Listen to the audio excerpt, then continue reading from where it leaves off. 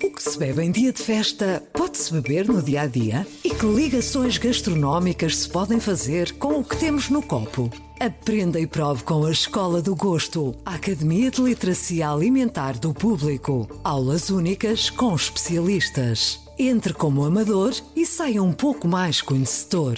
Não perca a próxima aula, a 18 de novembro, no Porto. Os lugares são limitados. Inscreva-se já em público.pt. Este é o Poder Público, a semana em debate pela secção de Política do Público. Leonete Botelho, Marta Moitinho Oliveira, São José Almeida. Viva, eu sou Helena Pereira. Bem-vindos ao podcast Poder Público desta semana. Pedro Nuno Santos aguentou a geringonça, a crise da nova localização do aeroporto e caiu agora por causa da TAP. Depois de ter dito no Parlamento que com o Estado a mandar a 100% na TAP a música seria outra, demorou 4 dias a admitir-se, depois de saber que uma administradora da TAP, nomeada pelo acionista Estado, saiu da empresa com uma indemnização de 500 mil euros. Trata-se de Alexandra Reis, que 6 semanas depois foi indicada pelo mesmo Pedro Nuno Santos para a presidência da NAV e que era agora secretária de Estado desde dia 2 de dezembro. Creio que quase ninguém conhecia ainda o seu nome. Era secretária de Estado do Tesouro e demitiu-se ao fim de 25 dias, com um grande estrondo, pois a polémica também é grande. Este é o tema da semana, numa semana entre o Natal e o Ano Novo que até costuma ser calma e em que há muitas dúvidas por esclarecer. O Primeiro-Ministro disse que não sabia de nada, o Ministro das Finanças e o Ministro das Infraestruturas começaram por pedir explicações à administração da TAP. Marcelo começou por desculpar o Governo e acabou a pedir a cabeça de governantes. E foi realmente o que aconteceu. Leonete, Pedro Nuno Santos fez bem em apresentar a sua demissão? Sim, eu penso que se tornou um bocadinho insustentável toda a situação.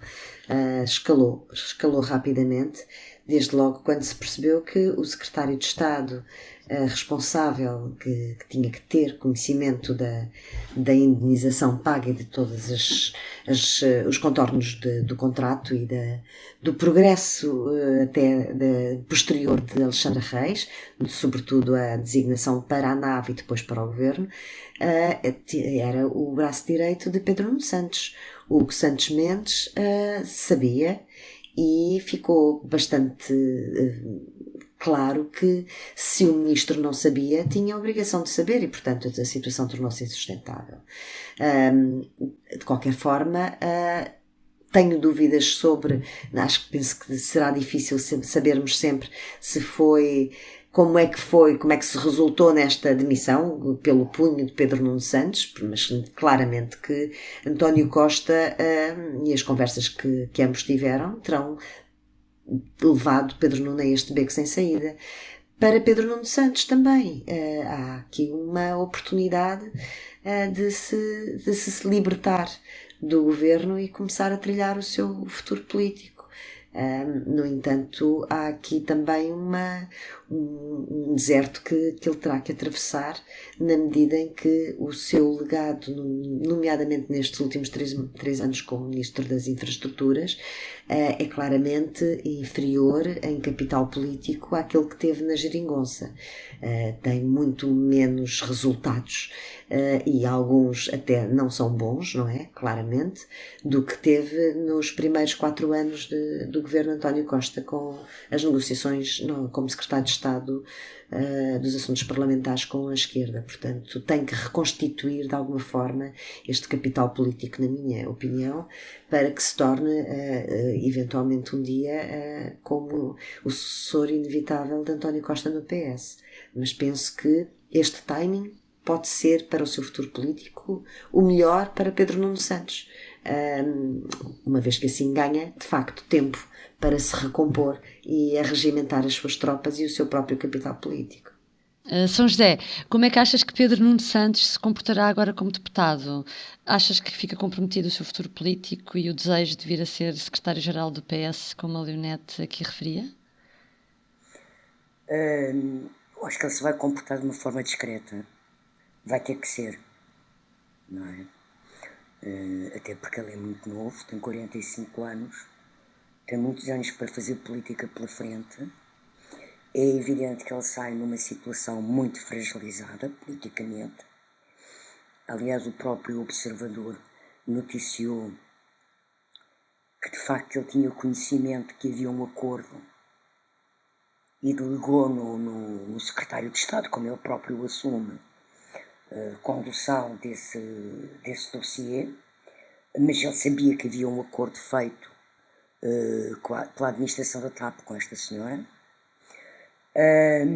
e que não sabia era o valor da indenização, que o valor só sabia o secretário de Estado. Bom, portanto a situação é complexa. Aliás, há aqui uma outra questão que me faz muita aflição e que eu acho que há muita coisa que ainda não está bem explicada. Então, esta indenização começa a ser paga e é paga numa empresa pública um valor destes e ninguém diz nada ao Ministério das Finanças. João Leão já declarou hoje que não soube nada, era o ministro na altura. Medina entrou depois disso. Mas uma verba destas é paga por uma empresa pública sem que haja nenhum registro nas finanças sobre isto? Ainda há muita coisa por explicar, não é? E os ministros estão Há calados. muita coisa que não se percebe. Pedro Nuno Santos não informou as finanças sobre isto, sobre este acordo. Tudo isto me parece aqui coisas muito, muito estranhas. E este aspecto também leva a questionar Fernando Medina, não é? Porque, ou seja, o atual Ministro das Finanças, ele já disse que não sabia de nada, não é? Mas isto parece muito estranho, este comportamento, até porque eu não acho que o Pedro Nuno Santos seja ingênuo, nem irresponsável, e, portanto, a sério, isto para mim é uma surpresa, toda a negligência com que esta questão foi gerida por Pedro Nuno Santos. E só quinta-feira é que ele diz ao Primeiro-Ministro que sim, que o Secretário de Estado tinha dito que sim ao acordo. Afinal sabia, sim. E que afinal sabia, e que ele também sabia, e que, portanto, que é ele que autoriza. Mas não estavas à espera de que agora pelo menos os ministros e o Primeiro-Ministro venham falar de viva voz e não por comunicados? O que é que se está a passar? É assim, o Medina já vai falar. Eu acho que Pedro Nuno Santos, ao demitir-se, não vai falar mais tão cedo. E acho que o Primeiro-Ministro só vai falar quando tiver agora um nome de uma equipa substituta para nomear. Penso eu que não irá falar antes. Mas eu, em relação ao que tu perguntaste concretamente do futuro do Pedro Nuno Santos, eu acho que o futuro do Pedro Nuno Santos continua em aberto, não é? É evidente que esta coisa... Não fica comprometido. Esta coisa é uma coisa pesada, não é? Ele já tinha tido uma outra de avançar com o aeroporto, mas aí era a tal coisa, a tal dimensão de que fazia, provava, acontecia... pronto, que com ele era tudo feito mais depressa, mais determinado. Era como a história da música, já não vai ser esta, com o Estado a 100% da TAP e depois voltou a haver prémios e não sei o quê. Pois, mas a verdade é que a gestão de todo este dossiê mostra uma enorme negligência política que me surpreende em Pedro Nuno Santos, porque ele tem experiência. Mas pronto, fará a sua travessia do deserto, como estava a Leoneta a dizer. Provavelmente na sexta fila do hemiciclo, não é? Que se vai tornar mais interessante. Naquilo que quando eu estava no Parlamento se chamava o cemitério das baleias, porque os ex-ministros iam todos para lá sentar-se, não é? Aliás, uma vez fiz uma reportagem sobre isso, quando o segundo governo de Guterres tomou posse e houve uma série de figuras importantes, como João Cravinho e Vera Jardim, Foram para a última fila. Foram para a sexta fila e eu fiz uma reportagem sobre o cemitério das baleias mesmo. O título era esse. O cemitério das baleias no Parlamento. Mas vai preparar o seu futuro, agora em outros termos, não é? Porque agora não vai ter poder executivo, mas nada obsta a que ele se possa vir a candidatar um dia a secretário-geral do PS. Vamos ver se o PS, como é que o PS digere isto? E o digere ele a partir daqui. Porque isto é um rombo grande no governo. Já lá vamos ao resto do governo. Marta, isto tudo realmente nasce com uma pessoa chamada Alexandra Reis, que era muito desconhecida da maior parte das pessoas e que, como Sérgio Sousa Pinto lhe chamou esta semana, é uma espécie final de Ronalda do setor público empresarial, porque tudo o que é empresas públicas, exagerando um pouco, ela aparece, nomeadamente na TAP e na NAV. Quem é que é esta pessoa? Ela, sendo Secretária de Estado do Tesouro, se tudo fosse normal, nós também íamos chegar ao final da governação dela sem saber quem ela era. Sem saber quem ela era. O Secretário de Estado do Tesouro é sempre uma função hiper discreta. Embora importante, embora muito importante. Mas nenhuma de nós se lembra com certeza, assim, muito rapidamente, de uma pessoa que tenha sido Secretário de Estado do Tesouro. Ninguém sabe, pronto.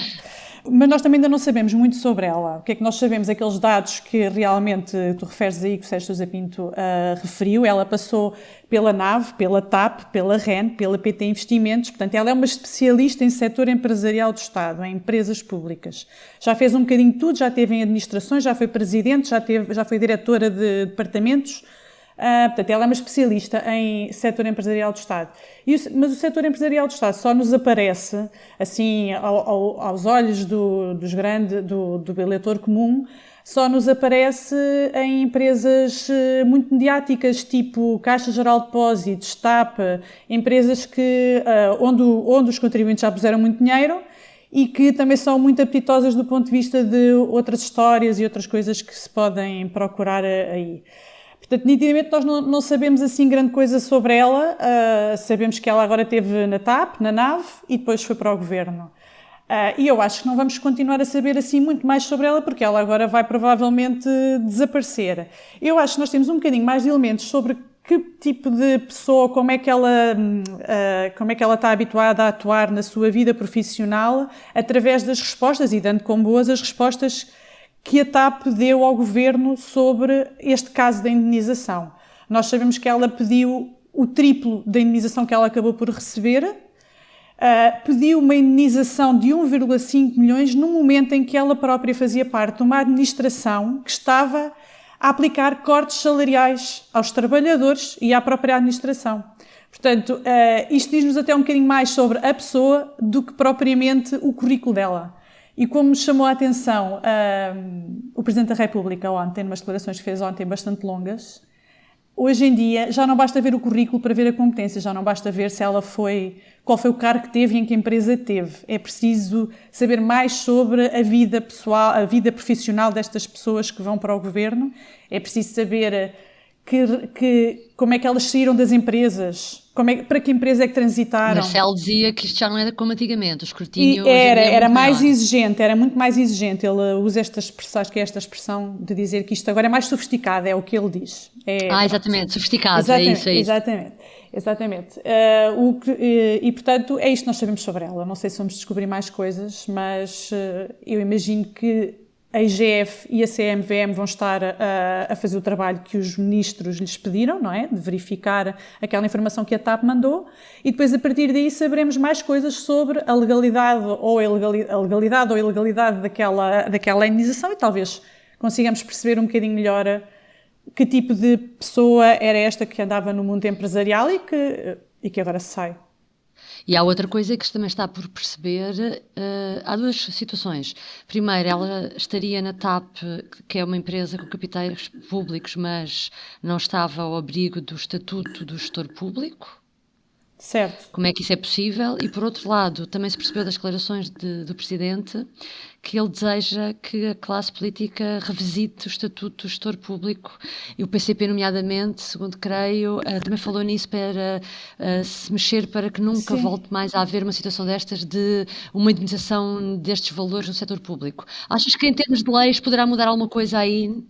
Acho que é possível, mas acho que isto também é um bocadinho o reflexo do que tem acontecido até agora, que é o que nós percebemos das respostas da TAP, é que numas coisas aplicava-se a ela o Estatuto do Gestor Público, mas noutras aplicava-se a ela o Código das Sociedades Comerciais, que é o que regula as relações comerciais entre as empresas privadas. E o setor empresarial do Estado é um bocadinho esta manta de retalhos, isto aqui não tem tanto a ver com ela, é ela como podia ser outra pessoa qualquer. As empresas públicas são uma manta de retalhos em termos de legislação. Se nós nos lembrarmos, por exemplo, do caso António Domingos, lembramos-nos disso, que António Domingos argumentava a determinada altura, quando foi para a Caixa, que não estava obrigado a ter as mesmas declarações, exatamente, as mesmas declarações de remuneração junto ao Tribunal Constitucional, porque argumentou com uma exceção do Estatuto do Gestor Público. E depois vê-se a perceber que, afinal de contas, não. Portanto, aquilo é tudo uma manta de retalhos e é uma manta de retalhos de tal forma que nós temos neste momento, por exemplo, isto tem vindo a ser melhorado ao longo do tempo, as últimas alterações que foram feitas no Parlamento na lei das incompatibilidades dos cargos políticos, incluiu os gestores públicos como sendo obrigados a entregar declaração de rendimentos no Tribunal Constitucional. Foi uma novidade dessa altura. Mas só para empresas em que o Estado participa e em que nomeia um administrador. Ou seja, por exemplo, novo banco. O Estado tem capital no novo banco, mas como não nomeia o administrador, ele não está já fica excluído. Ou seja, mesmo à medida que se vai apertando a malha, existem sempre algumas exceções que permitem que em situações destas nós nos confrontemos de vez em quando com zonas cinzentas. E vai acontecer sempre, as zonas cinzentas. Isto mas nós deixa-me só lembrar uma coisa. Esta senhora estava na administração da TAP, pela administração ainda privada. É quando o Estado vai para lá, não é? Quando entra e o barraqueiro sai, acho que era o senhor do barraqueiro, não é? Ela permanece, sim, ela fica... Ela permanece, mas, portanto, ela nunca foi nomeada pelo Estado. Não tenho a certeza disso, desculpa, São José, pelo seguinte: a partir do momento em que há um novo Conselho de Administração, tem que haver uma nomeada também. Nomeação. Mas ela é indicada ela é indicada pelo acionista. Ela é indicada não pelo acionista Estado, mas por outro acionista que agora não me acordo. Ela foi depois substituir o Humberto Pedrosa neste último ano, em que lá esteve, desde junho de 2021, e portanto já foi, com outro cargo, tem que ter outro contrato e outro enquadramento. Portanto, aqui e estas zonas cinzentas, que são, nestes casos, a maior parte da margem, não é? São quase tudo zonas cinzentas, só protegem os advogados e os próprios, e portanto nas relações públicas não deviam existir com esta enormidade, e os governos, e sobretudo este que começou 2016, como a Marta lembrou, com esta grande questão na Caixa Geral de Depósitos, devia ter aprendido alguma lição, e não parece ter aprendido este tipo de lições. E depois, deixa-me só aqui acrescentar uma coisa que eu gostava de aproveitar para acrescentar, que é, se vocês entrarem na página da Direção-Geral do Tesouro e Finanças, que é quem tutela o setor empresarial do Estado, o relatório anual sobre o setor empresarial do Estado, o último que lá está é 2015. Ou seja, existe uma nebulosa gigante em relação a todo o setor empresarial do Estado. Todo. Pois. Era importante que esse assunto também fosse agora debatido também para que houvesse mais transparência para o futuro. Mas, São José, o que eu gostava de perguntar agora é, e agora? O António Costa tem um peso pesado para substituir no governo, tem o PS a queixar-se de falta de coordenação e falta de ação por parte do governo, tem Marcelo a pressionar também. O que é que estás à espera? Achas que António Costa vai limitar-se a fazer uma mudança cirúrgica destas pessoas que saíram, ou fará algo mais profundo? Tens alguns sinais em algum sentido? Eu não tenho sinais nenhuns, nem sei ler sinais. Nem sei adivinhar. Vamos recorrer ao horóscopo para 2023, ver o que diz. Não, mas quer dizer, eu penso que não será uma grande remodelação. É evidente que vai ser uma remodelação importante, porque Pedro Nuno Santos era e é o líder da ala esquerda do PS, e portanto tinha um peso político no governo muito grande.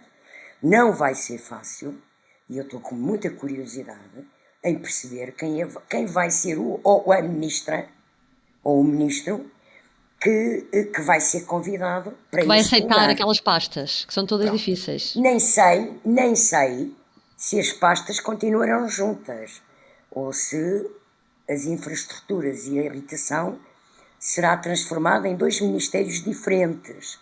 Agora, eu creio e admito eventualmente que António Costa, apesar de já ir na sua terceira remodelação, em 9 meses, admito que ele venha a aproveitar para mexer numa ou outra peça. Mas não acredito que seja uma grande remodelação, porque há ministros deste governo que estão muito sólidos, não é? E são vários que têm estado a fazer o seu trabalho, não é? Aparentemente bem. Também Pedro Nuno Santos aparentava estar a fazer o seu trabalho bem. Esquece-se foi na questão da TAP, epá, e houve a questão do aeroporto. Ele também podia ter saído quando foi ao aeroporto. Sim, também, pronto. Mas quer dizer, ele na ferrovia tem-se portado bem, na questão da habitação não se sabe de nenhuma bronca. Está tudo atrasado, também. Não é? Está atrasado, mas não se sabe assim de broncas, não é? Pronto. Portanto, estava mais ou menos bem. Mas não creio que vá ser uma grande remodelação. Creio, assim, que uma coisa que eu já ando a dizer há várias semanas, que António Costa tem que, dar corda aos sapatos e começar a dar uma imagem de liderança, de facto, do governo, não é? Tu já escreveste isso e já disseste isso. Sim, já escrevi até mais que uma vez. Exatamente, nós estamos nas últimas semanas sempre com esse problema, nisso, não é? É impressionante. Mas eu acho de facto que há qualquer coisa que tem que acontecer e que António Costa tem que acordar, pôr os pés no chão, descer ao país, mostrar-se ao país e mostrar que é primeiro-ministro, que é ele que lidera. Porque a ideia que dá é que isto tudo, uma coisa desta gravidade, envolvendo este nível de dinheiro, com o dinheiro que o Estado tem posto na TAP, com as polémicas à volta da TAP, o primeiro-ministro só sabia disto, que isto tinha sido autorizado pelo Ministério das Infraestruturas. Na quinta-feira, só ontem é que o primeiro-ministro sobre isto é que se apercebe que há um secretário de Estado que concordou com isto tudo e com a anuência do ministro. Ainda que o ministro não se percebe bem se sabia o valor da indemnização. Parece que não sabia, mas sabia que tinha havido um acordo, não é? Pronto. Portanto, isto é tudo muito... Pronto, olha, o primeiro-ministro tem que pegar nas rédeas do governo e conduzi-lo mesmo. Pronto. Agora, grandes remodelações não estou à espera. Há aqui outro movimento também, Leonete, que é que se observa que é pela direita. Os partidos da direita estão a aproveitar o momento para exercer pressão sobre o Presidente, nomeadamente uns para que este dissolva a Assembleia, outros para que demita o Primeiro-Ministro. Acho que alguma coisa dessa está na cabeça de Marcelo Rebelo de Sousa, ou o que é que ele poderá exigir a Costa? Não sei, não estou de facto na cabeça do Presidente da República, mas acompanhei o tempo suficiente para perceber que, apesar de todos os pesares, o Presidente da República está bastante preocupado com o país. E aquilo que eu na minha visão humilde vejo é que há um desencontro neste momento entre o rumo do governo e o rumo do país. Enquanto que o governo chegou a uma maioria absoluta ao fim de 6 anos de governação, ainda tem 4 anos, chegou ao fim de 6 anos a um lugar que já lhe era confortável e continua confortável porque tem os cofres cheios, porque tem uns bons resultados, porque tem um PRR para gerir e tem uma maioria absoluta. O país, pelo contrário, está bastante intolerante a todo este tipo de deslizes e o país está intolerante a toda esta arrogância política com que o governo se tem comportado, seja em relação a incompatibilidades, seja em relação a estas benesses para políticos, há uma grande intolerância. O Presidente é muito sensível a isso, a estes desvios. E a direita está finalmente a conseguir, ou pelo menos a ter uma oportunidade, não sei se é conseguir, mas a aproveitar a oportunidade para fazer prova de vida. Portanto, ainda que o faça... Embora Luís Montenegro esteja em parte incerta. Bom, o próprio Primeiro-Ministro estava em parte incerta até anteontem à noite. Estava de férias. Sim. Exatamente. Portanto, estamos nessa altura do ano em que algumas pessoas têm esse péssimo hábito de tirar férias. Mas isto para dizer que não me parece que neste momento haja qualquer caminho nesse sentido de dissolução ou coisa semelhante. Não me parece. Mas também já estivemos muito mais longe disso. não é? Portanto, se quisermos recordar, havia um governo que não sendo maioria absoluta, era um governo maioritário com o apoio do CDS, liderado por Durão Barroso, que foi de facto, caiu nas mãos de um Presidente da República por causa de um governo trapalhão, digamos assim. Pedro Santana Lopes era o Primeiro-Ministro e Jorge Sampaio o Presidente da República. E obviamente que os políticos têm esta memória e, portanto, sabem que no atual contexto, e apenas ao fim de 9 meses, num governo que ainda tem pelo menos mais 4 anos, tem mais 4 anos pela frente, a única solução passará pelas mãos do Presidente da República. Não me parece que seja este o momento, mas parece-me que se António Costa não fizer, como a São José disse, não afinar com o país, não se puser em harmonia com o país e liderar o governo de forma segura e firme, e se continuar a haver este tipo de casos, aí parece-me que haverá margem, sim, para que seja invocado o regular funcionamento das instituições estar em causa e que isso é um motivo constitucional, como sabemos, para dissolver a Assembleia da República. Portanto, esse cenário é um cenário possível. Não me parece que seja ainda este o momento, mas a direita começa a aproveitar as oportunidades para pressionar o Presidente e, portanto, o Primeiro-Ministro tem que fazer o que tem que fazer, liderar de uma forma clara e em sintonia com o país e não num monte olimpo qualquer do habituem-se dos cofres cheios, tomem lá 125 euros e 240 euros que nós pagamos aos nossos administradores a peso de ouro. Uhum. E do tom da mensagem de Natal, que também não comentámos aqui, que foi no fim de semana, que também era um tom que foi muito criticado pela oposição por ser desfasado, como tu dizias, da realidade, das dificuldades que as pessoas vivem e de que o próximo ano, já toda a gente tem uma percepção de que o próximo ano será pior do que este foi, em termos de custos com a inflação. Naturalmente, eu penso que 99% dos portugueses sente todos os dias na pele quando tem que pagar a conta da luz, quando tem que aquecer a casa, quando vai ao supermercado. Quer dizer, é disto que estamos a falar. É este desencontro com o sentir do país e com o que as pessoas vivem. Eu vi há pouco tempo um filme, não sei se é oportuno, mas sobre Luís XIV e sobre a Maria Antonieta, não é? Em que de facto havia um desencontro, esse desencontro acabou, não foram linchados por pouco, mas quer dizer, obviamente quando os governantes gerem e vivem num mundo completamente divorciado da realidade do povo, é uma questão de tempo para que as coisas corram mal. Ainda só passaram 9 meses, é só isto. É difícil, é preciso sintonizar o país com o governo outra vez. Deixa-me só dizer aí uma coisa que a Leonete estava a falar, que é a comparação com o Santana Lopes.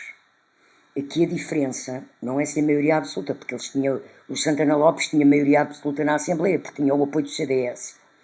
Mas havia uma diferença muito grande. Esta maioria absoluta foi conquistada por Costa como primeiro-ministro e ele é eleito e nomeado primeiro-ministro, ou seja, ele tem uma base eleitoral própria neste momento. O Santana Lopes tinha sido nomeado sucessor do Durão Barroso sem eleições e até sem uma decisão tomada em Congresso, não é? Porque na altura, se a decisão fosse ao Congresso, para quem se lembra disso, teria sido provavelmente Manuela Ferreira Leite que teria ganho o Congresso e não Santana Lopes. Portanto, há aqui uma diferença neste tipo de legitimidade eleitoral que pode ser uma das razões que dificulta uma dissolução. Agora é como diz, agora é como diz. Mas eu acho que há aí outra diferença grande. Se isto continua, se este carnaval não para, o Presidente da República às tantas não pode fazer outra coisa senão dissolver o Parlamento, não é? Eu ia dizer só que a diferença grande que eu vejo em relação ao governo de Santana Lopes é que na altura havia um problema também da própria coesão daquela coligação. Atenção, o CDS e o PSD já não se estavam a entender nessa altura, por isso que o Sampaio também tomou a decisão que tomou, pronto. Está bem, mas se o Santana Lopes tivesse sido nomeado de outra maneira, se tivesse legitimidade partidária em Congresso... Sim. Nós esperamos que para a semana já haja mais mãos nas rédeas do Governo, e estaremos cá para comentar, mas entretanto não podemos ir embora sem o Público Notório desta semana. Leonete, qual é o teu? Bom, então já que falamos de Marcelo Rebelo de Sousa, alguma coisa também começa a mudar nas ruas, em relação não só às greves, mas também em relação a Marcelo Rebelo de Sousa, na medida em que foi interpelado de uma forma rara, não quero dizer inédita, mas penso que com este tom será inédita mesmo, por duas pessoas, dois populares, digamos assim, exaltadíssimos, que disseram assim: o senhor fala muito bem, mas não faz nada. Estavam a falar de incêndios, mas o tom da rua começa a sentir-se e Marcelo Rebelo de Sousa não está imune a ele. Ou seja, também é um alvo, porque agora estamos a falar do governo, mas sabemos que o Presidente da República também tem já as suas fragilidades ao fim destes 7 anos de presidência, não é? Portanto, nós estamos aqui de facto numa situação que é diferente de toda aquela situação política que estávamos a falar, do contexto de Pedro Santana Lopes, Jorge Sampaio. Mas não me parece que seja menos perigosa. Não me parece, sinceramente. As greves estão aí, as ruas podem começar a incendiar-se e temos um partido de extrema-direita que adora este tipo de palco na rua para fazer barulho. Portanto, é mesmo preciso que o Presidente fique no seu posto, que o Primeiro-Ministro assegure o seu posto e que não se perca a liderança do país. Marta, o que é que trazes de Público Notório? Olha, eu trago um conselho para o Governo. Um conselho? Um conselho, sim. Foi apresentado no início de dezembro, no dia 5 de dezembro, um estudo pela Fundação Francisco Manuel dos Santos que dizia que os portugueses, os cidadãos, prestam mais atenção à ética do que os políticos, os governantes, os eleitos. Eu acho que era boa altura para fazer isso. Os comunicados para revisitar esse estudo, aquilo tem lá muita informação importante sobre o que é a percepção na rua. Os comunicados que o Governo fez, tanto da saída de Alexandra Reis, o feito por Fernando Medina, como agora o feito por Pedro Nuno Santos, apontam nesse sentido, ou seja, eles esqueceram a questão legal e apontam os dois no sentido de a percepção pública que as pessoas têm sobre o que se está a passar. E aquele estudo tem muita informação sobre isso. E quando os vários grupos que são ali questionados, são questionados sobre quais os valores democráticos que mais valorizam, os cidadãos escolhem como o valor essencial a honestidade e nas respostas que eles escolheram, os investigadores que fizeram isto, que foi o Luís Sousa e a Susana Croado, quase 50% de quem respondeu ao inquérito, por parte dos cidadãos, respondeu à honestidade. E, portanto, acho que isto tem tudo a ver com o momento e veio a calhar. O mês de dezembro começou com esse estudo e acaba com este exemplo prático de que é melhor ir a ler o estudo. E a São José vai acabar com o Público Notório desta semana também? Eu escolho o acordo que vai ser assinado no princípio de janeiro entre a Ministra da Coesão Territorial, Ana Abrunhosa, e a Associação Nacional dos Municípios Portugueses, em que é mais um passo na descentralização para os municípios, este ao nível da ação social, e nestas negociações a Associação Nacional de Municípios conseguiu ver crescer a verba, o envelope financeiro que iria passar e que vai passar para os municípios, para esta área da ação, em 35 milhões de euros, ou seja, vai ser um pacote de mais de 90 milhões de euros. Portanto, as negociações correram bem e isso é de saudar, porque há coisas que correm bem neste governo. Era o que eu ia dizer, haja alguma coisa então... Há coisas que correm bem, não é? Quer dizer, pronto, como eu disse há bocado, há ministros que estão a fazer o seu papel bem feito, não é? Pelo menos que nós saibamos. Vamos ver que bronca é que rebenta para a semana. Bom, então para a semana estaremos de volta no novo ano. Desejamos a todos um bom ano novo. Esperemos que seja, precisamos muito que seja um bom ano novo. Feliz ano novo para vocês também. Feliz ano novo. O público fica no ouvido. O que faz um bom azeite? Sabe como escolher? Venha descobrir e explorar este produto tão importante da nossa gastronomia na Escola do Gosto. Dia 25 de novembro no Porto, venha provar e aprender com Ana Carrilho, Edgardo Pacheco e o chefe André Cabrita. Os lugares são limitados. Inscreva-se já em público.pt.